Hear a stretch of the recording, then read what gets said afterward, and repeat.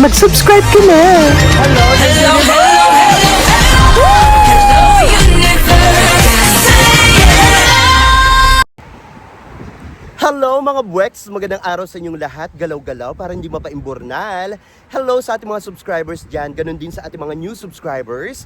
Welcome to Parade of Beauty. If you are here today, welcome to the new era of beauty. Beauty is in you. O, Jimboa. Kamusta naman kayo mga buweks? Ayan, nako, umuulan dito pero tuloy-tuloy ang vlog natin. Natutuwa ako kasi dumating na yung bagong phone case ko. So, meron na siyang ring sa likod. Ayan, kaya medyo malayo na yung ating video ngayon sa aking pagmumukha. Di ba? Nakakaloka ito. But anyway, ayun nga, no, kamusta naman kayo? Hello po sa mga nanonood dyan. Galaw-galaw, ha? Baka napaimburnal na kayo dyan. Baka na-stroke na kayo. Mag-like na, diba? Mag-subscribe at i-click ang notification bell para mas updated kayo sa ating mga chika everyday and night sa mundo ng pageantry. Diba?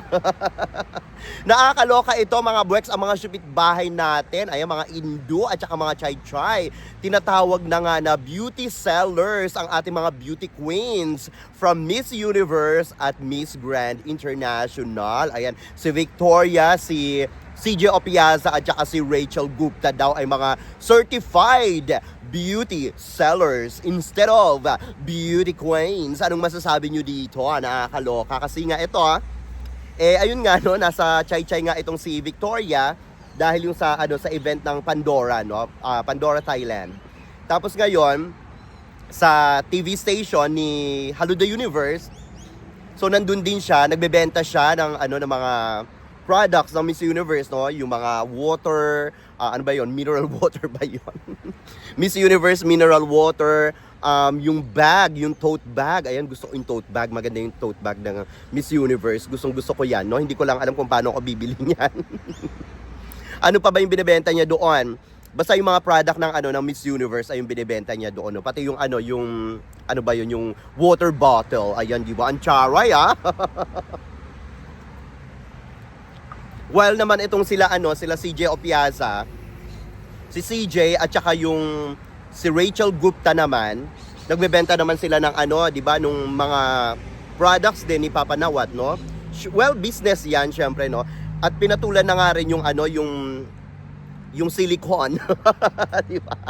Nung last week nagbebenta na rin sila ng silicone. Syempre naman ang silicone napaka-popular niyan sa di ba? Napaka-popular niyan sa sa Thailand. Alam niyo naman yung mga rito-ritoke diyan, di ba? So ngayon kasama na 'yon sa binebenta nila at pinagkatuwaan pa nga ito ng mga kandidata, di ba? Ngayon, ang sabi ng ating mga supit bahay, ng mga chai-chai at saka mga Indo, ang sabi nila, kachipan daw. Ayan, kachipan daw. Nakakaloka naman. Kung makakachipan naman, hindi na daw sila beauty queens, beauty sellers na daw ang mga ito. Well, ang nakikita ko naman dito, no? Kasi ang sinasabi nila, hindi daw bumibenta ang mga produkto. Hindi daw bumibenta ang mga produkto ni Hello the Universe at saka ni Papa Nawat. Diyos ko, hindi yata nila napapanood yung pagbebenta nitong mga ito, no? Ito, lalo na itong Miss Grand International title holders natin. So ngayon, ang sabi nila na mga Indo, kung ang kinoronahan daw na Miss Universe ay ang Indonesia dahil nga powerhouse naman talaga sila, no? Sabi nila, no? So kung sila daw ang kinoronahan sa Miss Grand International as title, meron naman silang corona, no? Meron naman silang placement, no? Pero kung sila daw ang kinoronahan, lalong-lalo na sa Miss Universe, mas magiging maingay daw ito at mas lalo daw bebenta ang mga pinagbebenta nila sa Miss Universe at saka sa sa Miss Grand International. Kasi daw, ang powerhouse daw sa mundo ng pageantry ngayon, ang Indonesia, ay talaga naman daw sinusuportahan ang kanilang mga queens, di ba? Mula ulo hanggang paa, mula umpisa hanggang katapusan, di ba? Sinusuportahan daw nila to para daw talagang umingay daw ang organization. Bakit daw laging Philippines na lang, ganyan-ganyan, di ba? Nakakaloka ito.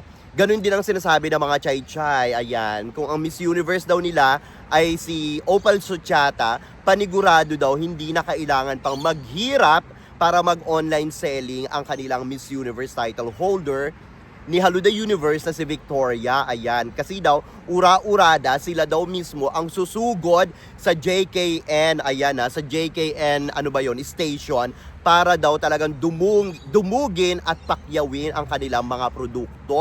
Pero ayun nga, ang sinasabi nga ng mga chai-chai at saka ng mga Indu, actually meron din tayo mga kababayan na ano rin, na hindi rin happy sa pagbebenta. Kumbaga, hindi naman sa hindi happy. Kumbaga, sa ngayon nakikita ko kasi parang nagiging katuwaan ng mga Pinoy, hindi naman binabash, no? More on ito talaga mga Indu. At saka mga chai-chai talaga, ang bumubula ang bunganga sa social media, mga buweks. Kasi nga hindi nila matanggap yung pagkatalo nila sa beauty pageants, di ba? So ngayon, para sa akin, no, ito sa akin lang ha, opinion ko lang. Nag-post ako sa sa Facebook at saka sa Instagram. Being called beauty sellers instead of beauty queen, I think I can't see any, parang naiisip ko, I don't think problema yun, no? I don't think na malaking siya, kumbaga big deal siya para sa akin ha. Kasi kumbaga, I don't see any problem with that at all, no? Pia works back, di ba? Iniisip ko yung sasabihin ko. Yun pala yun. I don't see any problem with that at all, Jimbo. Hindi mabuo sa isip ko. But anyway, unang-una, kasi nga sabi nila, pag mag-a-apply ka ng ibig sabihin, pag lalabang ka ng beauty pageants, that means to say, you are also applying for a job, di ba? So, definitely, itong mga girls na ito, bago pa sila sumali dyan sa beauty pageants na yan, like Miss Universe, Miss Grand International, di ba? So, definitely, may idea na sila at alam na nila kung ano yung gagawin nila kung sakaling sila yung makurunahan or sila yung na-hired, no? As queens nitong mga organizations na ito. So, I don't see any problem with that at all. That means to say, talagang ready na sila, no, sa kanilang pwedeng, sa journey nila, no, sa kanilang magiging kalagayan doon, di ba? So, alam na nila yan. So, ngayon, sa pagbebenta nila ng yung sinasabing beauty sellers na raw sila, okay lang, no? Tangina, beauty sellers ang gaganda, di ba? Di ba? Biruin mo tawagin kang beauty sellers or tindera. Okay lang yun, my God. Wala namang masama doon sa pagbebenta, di ba? Wala namang masama. As long as happy sila sa ginagawa nila, for sure meron ding commission niya mga yan, no? And as long as happy sila sa ginagawa nila, hindi masama yung ginagawa nila at wala silang tinatapakang ibang tao. Yun ang mahalaga, di ba? Well, kung hindi naman sila happy, well, yung dethronement naman laging nandyan lang anytime, di ba, naghihintay sa kanila, di ba? Kung aarte-arte sila, di ba? Pero feeling ko naman, nai-enjoy din naman itong mga kandidata, yung mga ginagawa nila, di ba? Yung mga hindi lang nag-i-enjoy, yung mga, alam mo yun, yung mga, syempre, mga bitter, no? Lalong-lalo na bitter sa Pilipinas, na kesyo laging Philippines daw, ganyan-ganyan, no? Eh, bakit naman si Philippines? Bakit naman si Sergio Opiasa? Eh, hindi naman siya yung nanalo, di ba? Bakit hindi nila subukang tirahin naman yung India, di ba? Para naman makatikim din sila kung paano rin bumugay mga Indians, di ba? Sa social media, and daming Indian dyan sa Thailand na ngayon, di ba? Bakit hindi yun yung subukan nilang tirahin? Bakit laging, ako magtatanong, bakit laging Philippines, di ba? Talaga namang obviously na talagang bitter itong mga bansang ito sa Pilipinas. Hindi nila matanggap na ang Philippines talaga ay talagang powerhouse, no? Sikat talaga, di ba? Tayo nga sa beauty pageants, di ba? Kumbaga, matalo manalo eh. Matalo manalo, talaga namang sikat pa rin eh, no? Kasi sila, pag natalo sila, wala na, bailalo na, di ba? Pero tayo, manalo, matalo sa beauty pageants, talagang maingay ang Pilipinas, no? Kaya siguro ganyan sila. Yan siguro yung gusto nila makuha na hindi nila makuha, no? Kasi syempre, wala pa silang kumbaga wala pa silang masyado napapatunayan sa mundo ng pageantry. Yung Philippines naman, ang dami nang napatunayan, kumbaga nagmarka na ito, nandyan na, laki ng mapa ng Pilipinas sa mundo ng pageantry, di ba? Yan ang hindi nila kayang hindi pa nila, ibig sabihin, hindi ko naman sinasabing hindi nila kayang tibagin, pero ibig sabihin, yan yung hindi pa nila nararating, no? For sure, mararating din nila yan. Baka nga pag narating na nila yan, mas lalo na magkaroon ng mga hydrocephalus itong mga ito, di ba? Lumaki na ang mga ulo. Ngayon pa lang, lalaki na ng mga ulo, di ba? Pero ngayon, ayan, pag nakuha na nila yan, baka nga hydrocephalus na yung makuha nitong mangyari dito sa mga Indo at saka sa mga chai-chai, di ba? Kasi nga, bitter talaga sila sa Philippines, di ba? So ngayon, sa pagbebentang yan, pagiging tendera, I don't think, hindi ko nakikitang may mali, no? As long as masaya talaga sila, no?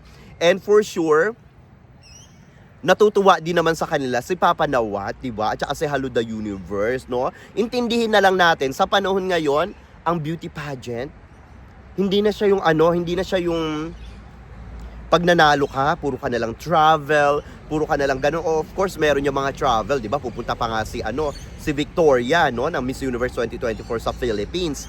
Tapos sa Sunday naman si Papa Nawat at saka si CJ Opiasa din, di ba?